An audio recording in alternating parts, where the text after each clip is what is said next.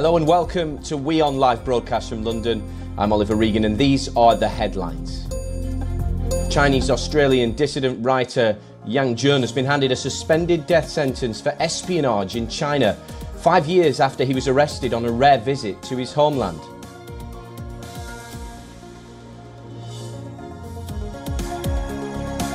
Dozens of militants attack a police station in northern Pakistan, killing at least 10 officers. Khyber Pakhtunkhwa police chief says over 30 terrorists launched an attack from 3 directions. An exchange of fire lasted for over 2.5 hours.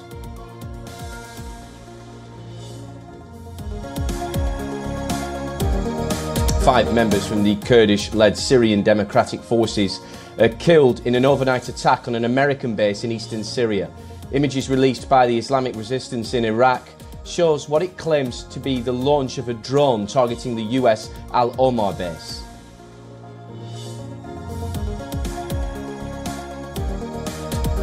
British Prime Minister Rishi Sunak arrives at Northern Ireland's Assembly in Belfast on the second day of his 2-day visit to the UK territory.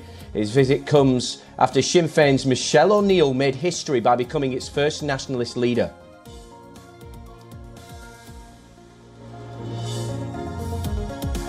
Rapper Killer Mike was taken away from Sunday night's Grammy Awards in handcuffs by police after sweeping up 3 of the music industry's biggest prizes for rap.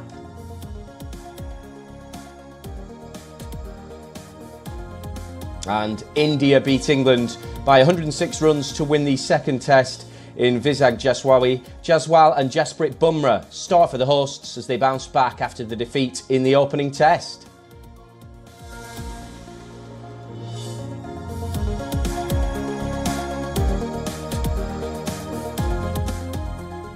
The US has confirmed that it has conducted additional strikes on Iran-linked Houthi rebels. This comes as the US Secretary of State Antony Blinken is heading to West Asia once again on a new crisis tour of the region. Blinken seeks to push forward a proposal to halt the devastating conflict in return for the release of hostages. This will be Blinken's 5th visit to the tense region since the October 7th attack. The top American diplomat will visit Israel, Egypt and Qatar as part of the US diplomatic push to prevent a wider conflict. A major focus of this trip will be to push a proposal that calls for pauses in fighting in exchange for the release of hostages. The proposal under discussion was drafted last week in Paris during talks involving the CIA chief and Israeli, Qatari and Egyptian officials. Sources say the text envisages a first phase of a 40-day ceasefire. As part of this plan, during this time, Hamas will free remaining hostages. And that's in exchange for Palestinian prisoners. Although, according to the US National Security Advisor, the hostage release deal is exclusive. Jake Sullivan says an agreement to pause the war and free hostages captured by Hamas isn't imminent. He says the ball is now in Hamas's court. The Biden administration is also gradually showing more frustration with Israel. On Thursday, the US had imposed sanctions on extremist settlers in the West Bank. And now, Canada will too impose sanctions on Israeli settlers who incite violence in the West Bank. This, according to Canada's foreign minister.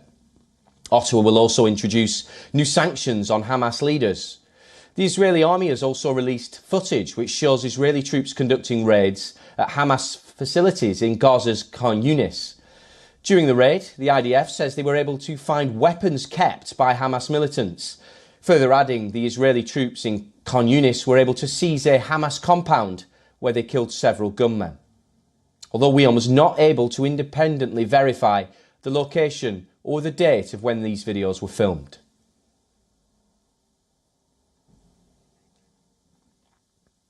Well, for more on this, we're joined as ever by our correspondent, Jody Cohen, joining us live from Rana. And Jody, thanks for your time this morning. US Secretary of State Antony Blinken back in the region once again. It's his 5th visit since the war started. What's on the agenda this time? Hi, Oliver. Yes, so Secretary of State Blinken is visiting Saudi Arabia, Egypt, Qatar, Israel and the West Bank. And the State Department has given an indication of the agenda, and there seems to be 4 key agenda items. Number 1 is working to prevent the spread of the conflict in the region, while they say reaffirming the US rights to defend their personnel and the rights to freedom of navigation in the Red Sea. Now, this, of course, is against the backdrop of US retaliatory strikes against Iranian proxy groups in Syria, Iraq and Yemen. Now, the second issue is to discuss how to establish a lasting security for Israelis and Palestinians, with reports suggesting that the State Department is considering what's being called the Biden Doctrine, which is to recognize a Palestinian state once the war is over and the Palestinians make reforms. And Netanyahu has indicated that the Palestinian Authority needs to stop funding, teaching and supporting terrorism. The third issue is talks on a humanitarian pause, enabling more aid to reach Gazan civilians.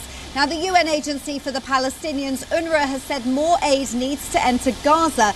Israel has said that there's no limit to the amount of aid it can inspect, that the bottleneck is with UN agencies. And remember, numerous countries now have paused their funding of UNRWA while investigations are going into alleged links between Hamas and UNRWA. And the fourth issue, of course, is the continued diplomatic efforts to try to secure the release of the remaining 136 hostages, 6 of whom are American citizens who are still being held captive in Gaza. Now, remember, it's been more than 120 days since the 7th of October when Hamas took these hostages, including the youngest, Kfir Bibas, who's just turned 1 year old. Well, talking about those hostages, how close are we that there are indications that we could be close to a deal for the release of them? So we're seeing mixed messages. National Security Advisor Jake Sullivan has said that a hostage deal is not right around the corner. He suggested it's not clear when or if a deal might come together. The proposal being discussed would include, as you said, a pause in fighting that potentially could be extended up to more than 4 months, releasing a number of Palestinian security prisoners in exchange for Hamas releasing the hostages in stages. Israel has reportedly accepted the proposal. There were reports that Hamas had suggested it would respond on Sunday evening, but there's still no confirmation of their response. Hamas is reportedly making further demands, such as calling for a permanent ceasefire and the release of high-profile prisoners like Marwan Barghouti, who's serving multiple life sentences in prison for his involvement in 3 terror attacks. Now, these conditions are not part of the proposal, as they would leave Hamas in power, and Hamas has said that it would carry out more 7th of October-style attacks against Israelis. But in a possible indication that a deal could potentially be reached, Israel's health ministry has published new protocols for released hostages. Now, these would include training for treating torture victims and sexual abuse victims. And that comes following accounts from some of the hostages who were released in the first agreement, as well as the doctors who treated them. In the meantime, the IDF has said that they've killed dozens of Hamas terrorists in the past 24 hours. And Israel believes that military pressure is ultimately what's going to lead Hamas to agree a deal. Jodie Cohen, thank you very much for the insight there. Our reporter Jodie Cohen joining us from Rana. Right, to the UK now, and in an astonishing turn of events, 50% of Conservative Party members registered in November 22, the month when Rishi Sunak became UK Prime Minister, now want to support Reform UK in the upcoming elections. In a recent survey exclusively obtained by express.co.uk, Tory members are expressing growing discontent, threatening to vote for Reform UK unless a change is made in the top leadership.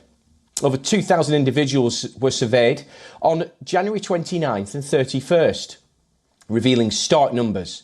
And it says only 23.63% will vote Conservative in the next general election if Rishi Sunak remains leader. A whopping 90.1% would not campaign for the party if he's Prime Minister. The survey indicates a desire for change among Tory activists. More than 2/3 are now supporting a new leader before the next election if it can be done quickly.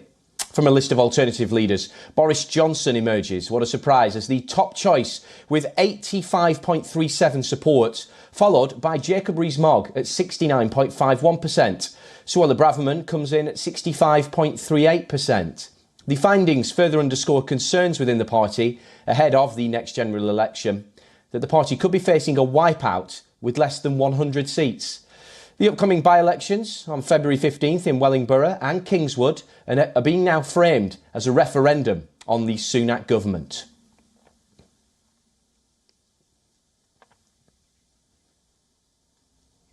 Right, for more on this, we're being joined by Stuart Smith live from London.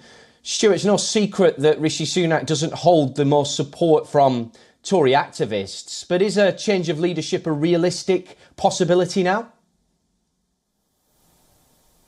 Well, one ex-cabinet MP suggested that he would like to see Rishi Sunak go. That was Simon Clarke about a month ago. And while he made that comment in public, there was little sign of MPs rallying around his call for a change in Prime Minister, despite the fact that indeed not just polls within Conservative Party territory, like this news website that specialises in providing news and is run by Conservative Party members, other places too suggest that Rishi Sunak, if he continues to lead the Conservative Party, would not receive the best results in a general election. In terms of the practicalities, though, of that happening, it does seem low, especially as even in this poll, Conservative Party members expressed a concern about trying to change leader if that were to be a long and drawn-out process, which it could well be, as we've seen with other leadership changes in the past within the Conservative Party. So there is no sign, certainly not publicly, about Rishi Sunak going, but the result of that is expressed quite clearly in the polls, that 25% of people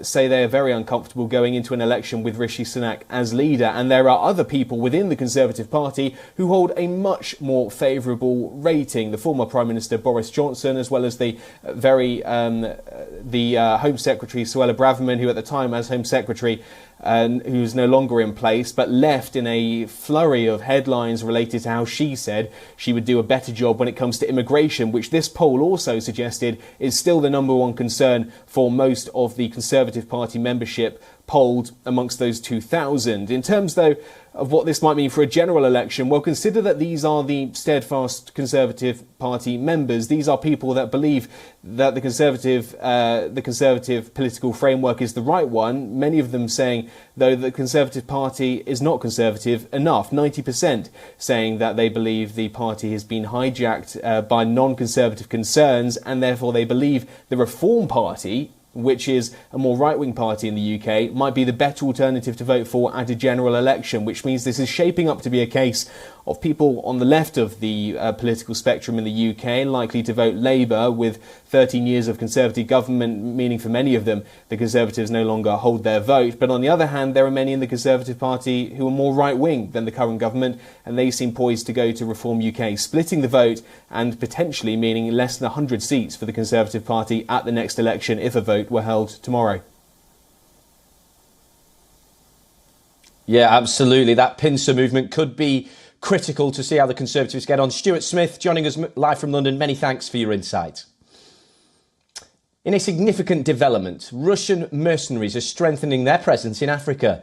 The deployment of Kremlin's private army signals a strategic shift, replacing the notorious Wagner Group and expanding Moscow's influence in the continent. The newly formed Russia private army is structured under President Putin and the defence minister, marking a departure from Wagner's legacy. The forces adopted a Nazi theme, replacing Wagner with the name Afrika Korps, a name similar to Germany's Second World War forces. Despite the rebranding, the mission does remain constant. It will support client state leaders, fostering anti-Western sentiment and extracting natural resources to circumvent international sanctions. According to the Blood Gold report, Russia has collected about $2.5 billion from trade in African gold since Putin's invasion of Ukraine 2 years ago. The Wagner Group was disbanded after its commander Yevgeny Prigozhin's death. It, however, continued its activities as the Afrika Korps actively recruited Prigozhin's former men for the army. Their goal is to establish a network of defence ministry bases in West and Central Africa. At present, the Afrika Korps has made a notable entrance in Burkina Faso with a mission to ensure the safety of the country's leader and its people. Burkina Faso faces an Islamic insurgency on its borders and increasing insecurity in the Sahel region. The eviction of French troops and UN peacekeepers has heightened insecurity in Sahel. It's led to the bloodiest year on record in the region, claiming 14,000 lives in the conflict.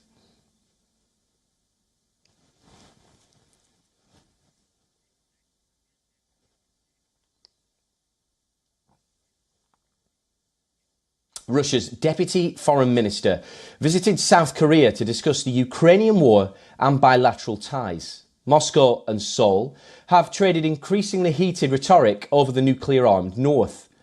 Andriy Rudenko, Russia's deputy foreign minister handling Asia-Pacific affairs, met his South Korean counterpart Chung Byung-won on Friday. Chung expressed Seoul's grave position on Moscow's growing military cooperation with Pyongyang. As per a statement from the South Korean ministry, Seoul urged Moscow to take responsible actions. Well, his visit comes a day after Moscow said heightened tension on the Korean peninsula was primarily due to brazen policy of the US and its allies, including South Korea and Japan.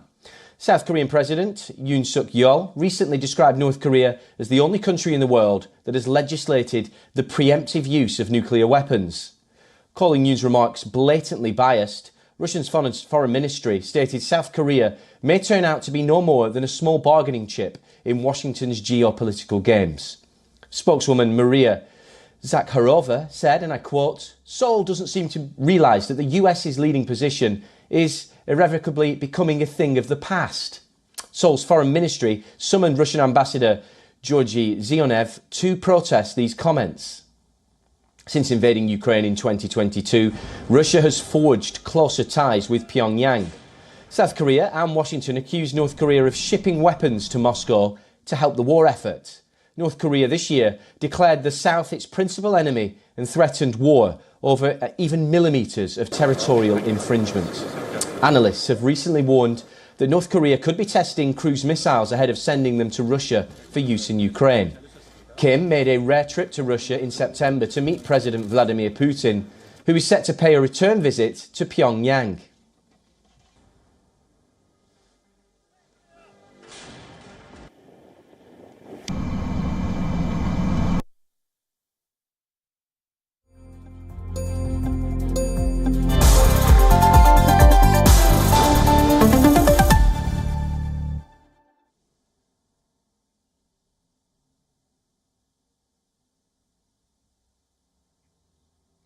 Global oil buyers are increasingly looking at supplies from sources closer to home.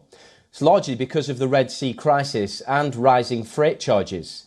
A decline in tanker traffic across the Suez Canal is causing a diversion in commerce. The North Sea, the Mediterranean and the Atlantic Basin serve as the hub for one region, the Persian Gulf, the Indian Ocean and East Asia as the other. Oil is still shipped between these regions. However, that is being down via the longer and costlier journey around the southern tip of Africa, with current purchasing trends suggesting a gap. According to dealers, several retainers in Europe skipped buying Iraqi Basra oil last month. Those buyers instead were grabbing up shipments from Guyana and the North Sea. Midway through January, spot prices in Asia spiked due to a surge in demand for Abu Dhabi's Murban crude. At the same time, flows from Kazakhstan to Asia are down significantly. According to ship tracking data from Kepler, crude shipments from the US to Asia fell by more than a third last month compared to December. That is making it more difficult for import-dependent countries like South Korea and India to diversify their sources of oil supplies. It restricts refiners' ability to adapt quickly to shifting market conditions and may eventually reduce profit margins. The impact of the Red Sea attacks is feeding through to oil prices via higher transport costs, which is encouraging refiners to go local whenever they can.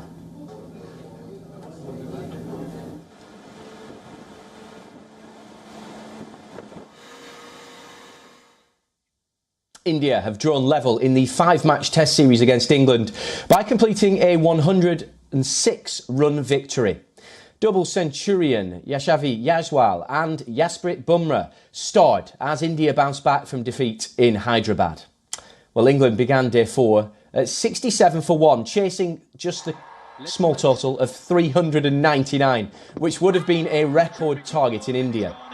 The England batters showed plenty of fight, but ultimately it was the Indian bowlers that got the job done. Night watchman Rayan Ahmed was dismissed by Axar Patel, while Ravichandran Ashwin ousted both Ollie Pope and Joe Root to reach 499 test wickets. But the veteran will have to wait till the third test to potentially reach his landmark 500 tally, as it was Kuldeep Yadav who bagged the big wicket of Zach Crawley for 73. Captain Ben Stokes couldn't perform a rescue act this time around. However, a partnership between Ben Foakes and Tom Hartley did give the visitors some hope. But that man again, Jasprit Bumrah, once again swung the momentum in India's favour by ending that 55-run stand. And it was the Indian paceman who fittingly got the wicket that sealed the victory, as England were bowled out eventually for 292. Bumrah finished the test with 9 wickets and was awarded the player of the match. Today, and for how well England did yesterday, we got to set up the game, and it's everything that we could ever ask for. 396 and 255, played 250. Now, if you missed out on the 66th annual Grammy Awards, fret not. We've got you covered with the highlights. It was an important night for India at the Grammys. Prominent music artists from the country brought home several awards. Musician Zakir Hussain secured the Grammy in the Best Global Music Performance for Pashto. As we speak, in which the table Maverick collaborated with Bella Fleck, Edgar Meyer and Rakesh Sharazia won the Grammy for the Best Contemporary Instrumental category. In another big win, Shakti, Hussain's fusion band with Shankar Mahadevan, bagged the award for Best Global Music Album. The Grammy was for their latest album, This Moment. While Phoebe Bridgers took home the most trophies from the 2024 Grammy Awards, it was Taylor Swift who dominated the headlines. The singer marked a historic win for Midnights after she became the first artist to win Best Album of the Year 4 times. And that's not all. The singer, who is currently busy with Eras Tour, also announced a new album in her winning speech. I'd love to tell you that this is the best moment of my life, but I feel this happy when I finish a song, or when I crack the code to a bridge that I love, or when I'm shot listing a music video, or when I'm rehearsing with my dancers, or my